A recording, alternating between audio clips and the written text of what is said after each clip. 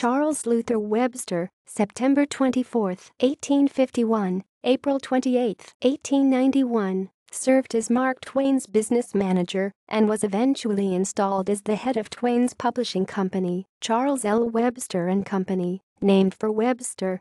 Webster was born in Charlotte, New York in 1851 and married Annie Moffett, Mark Twain's niece, in 1875. The following year, Annie gave birth to a daughter, Alice Jane Chandler Webster. In 1881, Twain hired Webster to oversee the development of Twain's investments for the Kaolatype process for making engraved printing plates.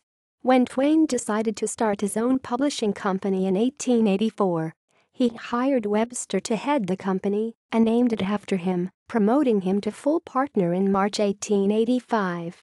Twain came to feel Webster was incompetent and removed him from the company in 1888 while retaining Webster's name.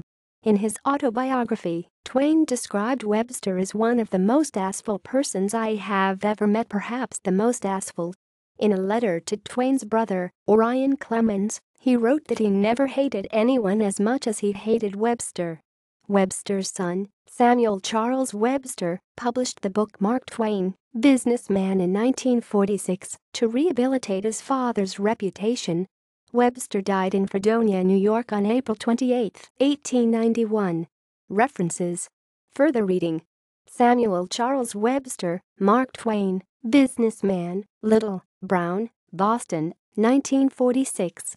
Special feature, a rare interview with Charles Webster, Twain quotes.